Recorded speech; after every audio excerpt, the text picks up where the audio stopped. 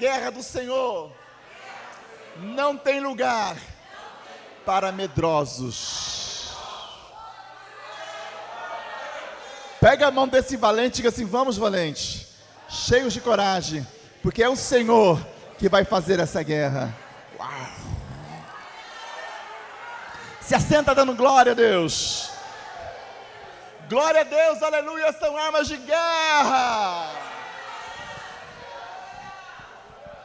Informa para esse irmão que está perto de você: glória a Deus e aleluia, são armas de guerra.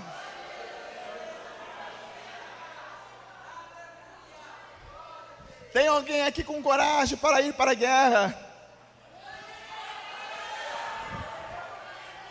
Eu vou perguntar de novo: tem alguém aqui com coragem para ir à guerra? Quantas são as guerras que você está enfrentando? Quantas são as guerras que estão desafiando a sua coragem, que estão desafiando a sua fé? Davi foi para a caverna de Adulão buscar justiça de Deus. Diga: o Senhor é a minha justiça. Fala com voz de guerreiro, irmãos: o Senhor é a minha justiça. Davi foi para a caverna de Adulão, lugar de justiça. E ali ele foi buscar a justiça de Deus, porque Davi estava sendo perseguido. O inimigo fazia uma guerra contra Davi. O inimigo perseguia, queria matá-lo.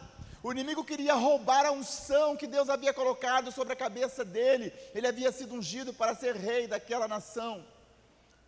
Talvez você está sendo perseguido também.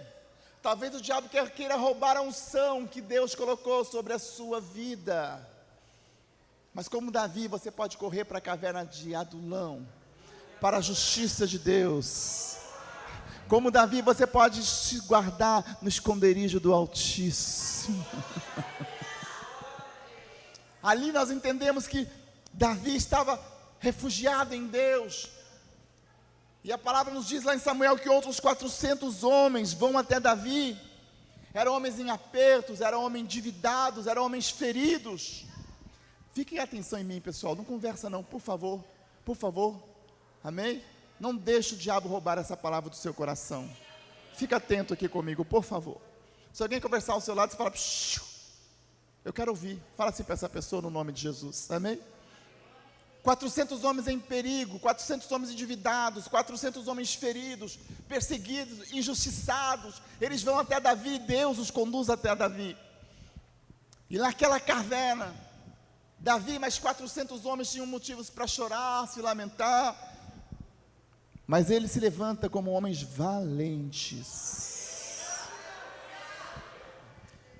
Vamos falar de Davi. Ele havia perdido a sua reputação, sua posição no palácio,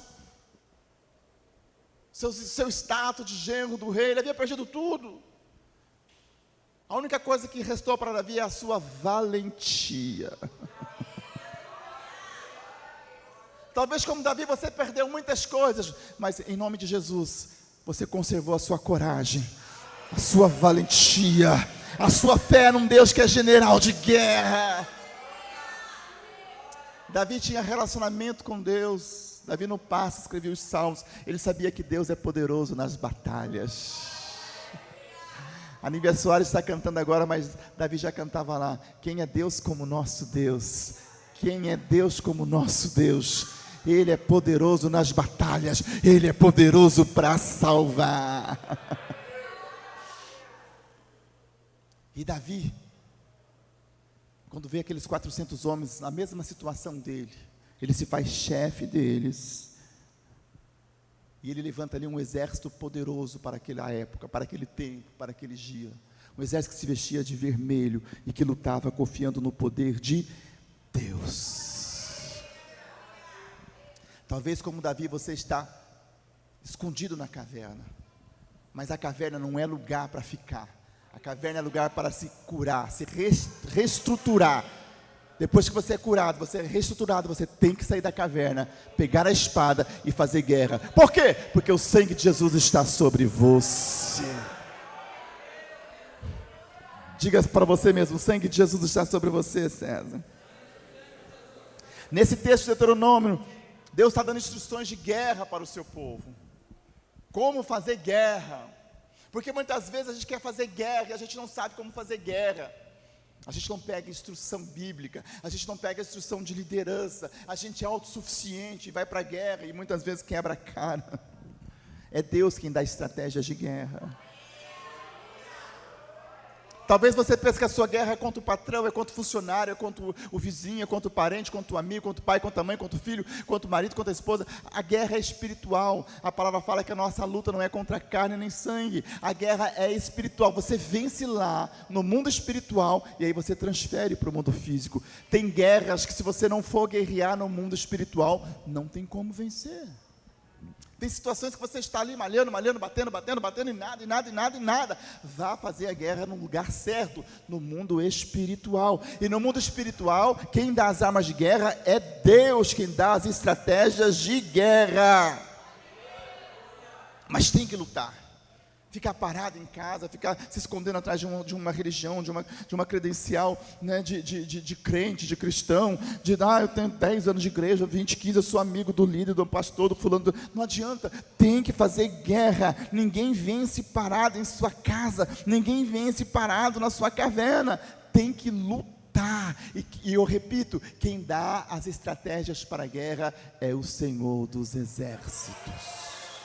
Levanta a mão direita e diga: Senhor, me dá armas para eu guerrear, porque eu preciso vencer. Paulo fala que nós não podemos ficar dando soco no ar, sem sentido, sem lógica. Nós precisamos entender a guerra que estamos travando, a guerra que estamos fazendo. Qual é a sua guerra? É contra uma doença? É contra uma crise financeira? Uma crise profissional? Qual é a sua guerra? É contra algo que você precisa estabelecer nesse mundo? Vá lutar no mundo espiritual, porque Deus é general de guerra, Ele nunca perde uma batalha. Eu vou repetir, o Senhor dos Exércitos nunca perde batalhas. Temos que escolher as armas certas, e eu vou te dizendo que a palavra de Deus é a nossa espada para esta guerra. Tem gente que não quer usar a espada, como é que vai vencer o inimigo? Nós temos a espada, precisamos usar. Jesus guerreou, quando Satanás foi guerrear contra Jesus, ele pegou a sua espada, ele venceu o diabo com a palavra. Não lê Bíblia, não estuda Bíblia, não ouve palavra, não presta atenção em palavra. Como que vai lutar?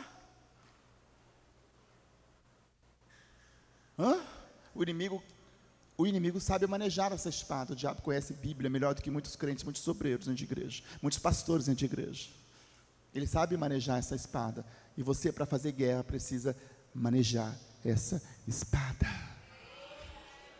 Tem que ler a palavra, diga comigo, tem que ler a palavra. Tem que escolher o tempo certo da guerra. Moisés foi escolhido por Deus para libertar os hebreus. Olha para mim, isso é tão importante. Mas ele errou o tempo. Ele fez 40 anos, ele foi lá, achou, agora é a hora. Eu sou escolhido, eu fui separado, fui criado no palácio para isso. Chegou a minha hora, chegou o meu tempo. E Moisés foi lá, e não era o tempo dele. Ele errou o tempo, e aí teve que ir para o deserto, mais 40 anos de deserto, sendo aperfeiçoado. Nós precisamos entender o tempo. E como é que nós entendemos o tempo? Na revelação do Senhor, na comunhão do Senhor, nós entendemos o tempo. Às vezes você faz a coisa certa, mas no tempo errado. Às vezes você toma a decisão certa, mas no tempo errado. Às vezes você faz a escolha certa, mas no tempo errado. E aí fica como Moisés, frustrado. O que aconteceu? Moisés era o libertador, mas não era naquele tempo. Nós vamos de novo? Diga assim: eu preciso usar a espada, a palavra de Deus. Diga: eu preciso entender o tempo certo para estabelecer a guerra. E temos que lutar em legitimidade. Tem gente que vai para a guerra espiritual sem legitimidade. Aí me perdoe, eu preciso ser bem franco com você. Vai para a guerra espiritual em pecado. O coração dominado pelo pecado, prostituição, adultério, vícios, rebeldia, submissão, desobediência. Como é que vai vencer o diabo? A nossa luta não é contra a carne. Não, mas eu não estou lutando contra o diabo, estou lutando contra o meu patrão ali, estou lutando contra o meu funcionário. Não, o que está por trás é espiritual. Como é que você vai pedir ajuda do Senhor? Como é que você vai lutar em nome do Senhor dos Exércitos sem legitimidade, em pecado? Tem que consertar. Tem que buscar viver de acordo com a palavra do Senhor. A Bíblia é o nosso manual. Acabou os glória a Deus? A Bíblia é o nosso manual. Se vai à caverna de Adulão clamar a justiça de Deus, tenha legitimidade para isso. Se vai à caverna de Adulão clamar o socorro de Deus, tenha legitimidade para fazer isso. Ok? Não é pecado ser tentado. Pecado é não resistir à tentação. Não é pecado você sofrer a tentação, mas é pecado quando você cede a ela. E fica pior quando você brinca com o sangue de Jesus. Senhor, me perdoa, não vou fazer mais. Aí, uma semana está lá de novo. Senhor, me perdoe, agora eu não vou fazer mais. Uma semana está lá de novo. Brincando com o sangue de Jesus. Tem que lutar com legitimidade. Eu vou repetir, tem que lutar com legitimidade. Diga comigo, tem que lutar com a palavra de Deus. Tem que discernir o tempo certo. Diga forte, tem que discernir o tempo certo. Tem que ter legitimidade. E finalmente diga, tem que ter comando. Davi se fez chefe daqueles homens. Tinha um comando. Tem que ter comando. O reino de Deus, ele é formado por hierarquia. E o reino do inferno copia. Tudo tem uma hierarquia, tem que ter comando. O espírito de dependência nasceu no coração do diabo, por isso ele se tornou diabo. Ele era um anjo de luz, mas o espírito de independência nasceu no coração dele. Nós não somos independentes, porque nós somos um corpo, nós cooperamos um com o outro. E nós nos submetemos às lideranças que estão acima de nós. Isso é corpo de Cristo. Isso é lutar com comando, ter comando. Quem está me entendendo? Tem que ter comando, tem que ter comando. Eu quero dizer para você que Jesus é o nosso general. Eu vou dizer de novo, Jesus é o nosso general. Diga para quem está ao seu lado, Jesus é o teu general.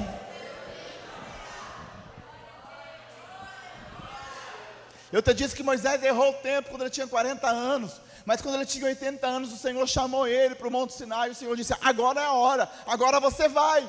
Moisés disse, não vou, sou gago, tal, não vou, manda quem tu quiseres. E o Senhor disse, agora você vai, agora é a hora, eu serei com você, eu serei com a sua boca. Vai, Moisés. E agora Moisés foi, e agora deu certo, porque Moisés agora estava debaixo de um comando.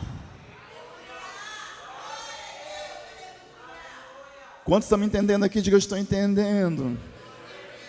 Quem quer lutar como um valente? Diga, eu. Então tem que receber estratégias do general Jesus.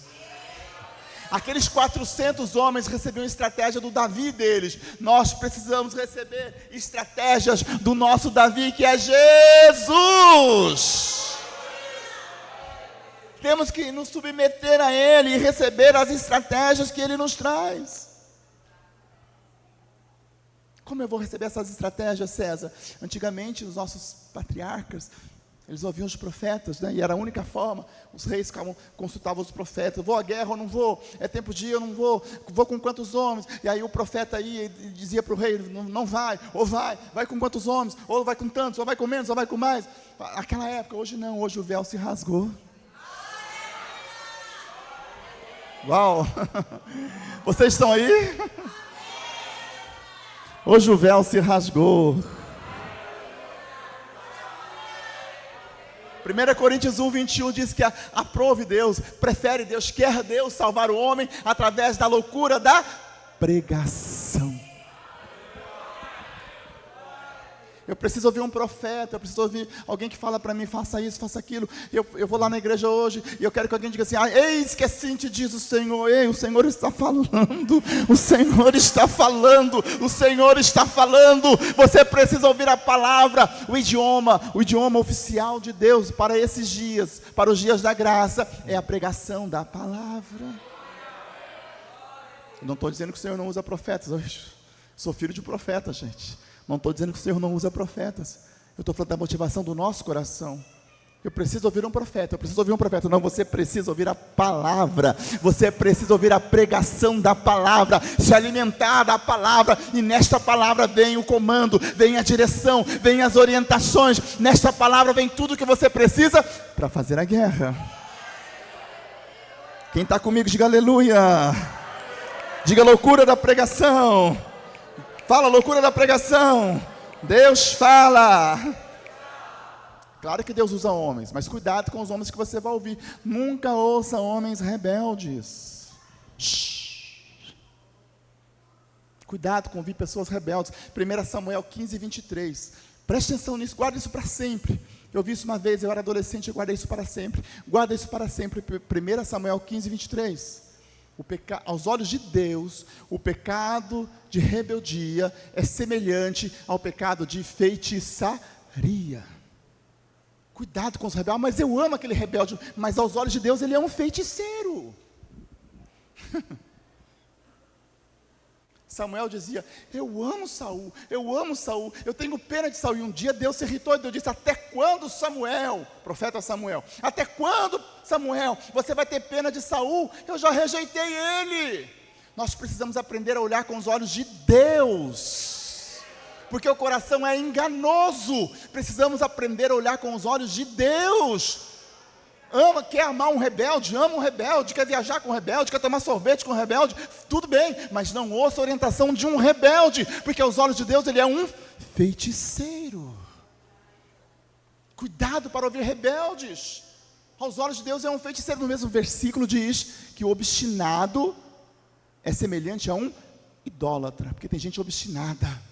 Tem gente obstinada, anda assim, né? Que nem os animais que eles colocam assim para não olhar para o lado. Ele vai obstinado, e infelizmente pelo pecado, né? Vai obstinado pelo pecado, e Deus está olhando e vendo um idólatra. E os idólatras não herdarão o reino dos céus.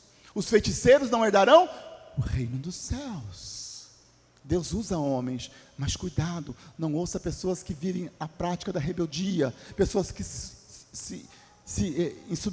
não se submetem a autoridades, pessoas que levantam contra igrejas, contra os pastores, contra os líderes. Cuidado, porque aos olhos de Deus são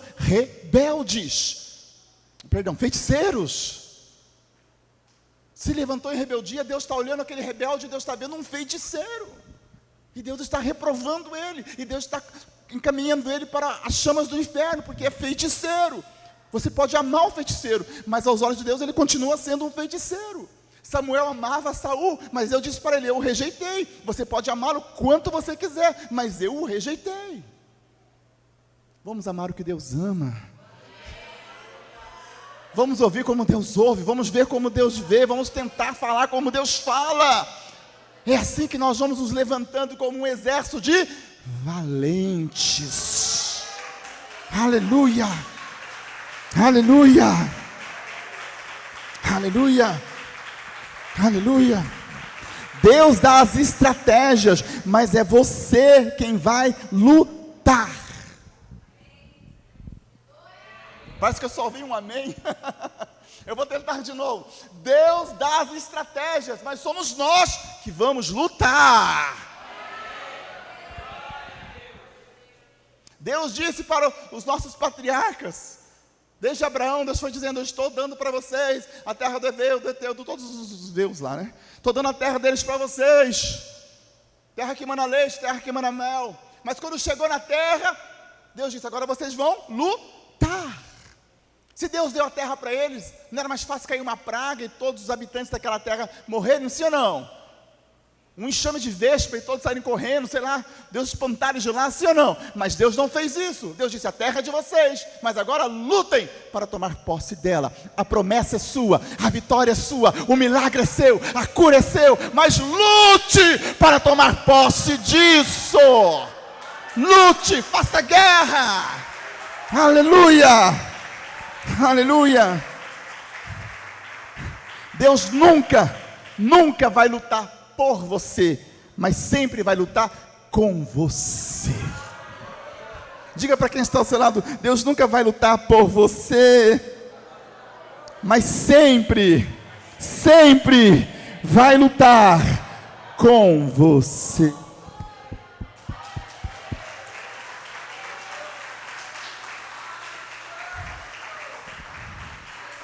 Eu quero finalizar voltando ao texto inicial. Deuteronômio 21, quando saíres à guerra contra os teus inimigos, e você vê cavalos e carros e povo maior, você vê o seu inimigo maior, mais forte do que você, não tenha medo deles, porque o Senhor teu Deus é que te fez sair da terra do Egito, e Ele está contigo. Olhe para mim, eu quero finalizar dizendo para você, eu não sei qual é a sua guerra. Todos nós aqui temos uma guerra, por isso nós estamos aqui vestidos de vermelho, guerreando. Eu não sei qual é a sua guerra, e talvez o seu inimigo seja maior do que você, talvez o seu inimigo seja mais forte do que você, talvez o seu inimigo seja mais treinado do que você, talvez o seu inimigo tenha se agigantado sobre você, talvez esse problema, essa luta tenha te assustado, tenha te feito ficar com medo, talvez até em pânico, quem sabe até desesperado, mas a orientação do Senhor é, para quem vai à guerra, quem está na guerra aqui, a orientação do Senhor é, não tenha medo deles. Por maior que seja o seu inimigo, a dificuldade que você está enfrentando, o problema que você está enfrentando, não se intimide, diz o Senhor. Não tenha medo, porque eu sou contigo. Aleluia. É essa certeza de que Deus está comigo, que vai treinar as minhas mãos para esta guerra, para esta peleja. É esta certeza de que Deus está comigo, que vai me dar força e coragem para fazer a guerra. Você tem que olhar como Davi, que olhou aquele gigante, ele disse, você vem contra mim, com espadas e com lanças, ok, você é grande, você é treinado, você é um soldado bom, mas eu tenho alguém maior comigo, eu vou contra ti, em nome do Senhor dos Exércitos. Essa é a posição de um valente. Davi e os seus 400 homens se tornou no exército mais famoso daquela época. Todos os exércitos tinham medo deles, porque eles tinham isso, eles tinham coragem. Eles olhavam os seus inimigos, eles olhavam as suas adversidades, eles diziam para eles, não temos medo de vocês, porque o Senhor dos Exércitos, Ele está conosco. Não temos medo de guerra, não temos medo de lutar, porque o Deus vivo e verdadeiro, Ele luta conosco, e nós temos certeza da vitória. Talvez esse tenha sido o grande diferencial de Davi e os seus 400 valentes, porque eles sabiam que Deus estava com eles, e eles absolutamente criam que qualquer guerra que eles entrassem, eles iriam vencer, e não é por causa da força do braço deles, mas era por causa do poder do Deus de Israel. E eles iam para a guerra, eles iam para a luta convictos, porque o Senhor está conosco, nós vamos vencer. E se tornou um exército temível naqueles dias. A história pode se repetir agora. Cheia machá. Alguns entenderam, vou dizer para os outros. Enquanto o Douglas está vindo aqui com os músicos, Douglas, Francesco, vem me ajudar aqui, só os dois, acho que está bom. Vou repetir para os outros, preste atenção. A história pode se repetir agora. Pastora Silene, me ajuda aqui. Eu vou dizer de novo, a história pode se repetir com você. A história pode se repetir com você. Rei amadicanda shai andashi andaramashá.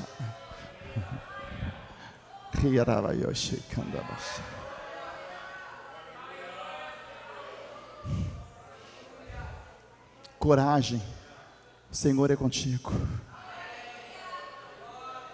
Nós estamos hoje na terceira semana na caverna de Adulão, sendo treinados e curados pelo Senhor, para quando nós sairmos daqui, os inimigos olharem para nós e verem em nós o mesmo que eles viam no exército de Davi, o mesmo que eles viam nos valentes de Davi. Eles se assustavam, eles fugiam, diziam, com este exército nós não podemos prevalecer. contra este exército não vamos prevalecer. Nós precisamos sair daqui depois da 7ª semana e os nossos inimigos, que são espirituais, demônios e principados das trevas, olharem para nós e dizer: contra este exército eu não posso prevalecer. E recuarem, e recuarem, e recuarem. Os valentes se vestem de vermelho. Os valentes se vestem de vermelho. Mas não é esse vermelho do colete. Isso aqui é só para a gente lembrar que o vermelho que nos cobre é o sangue de Jesus.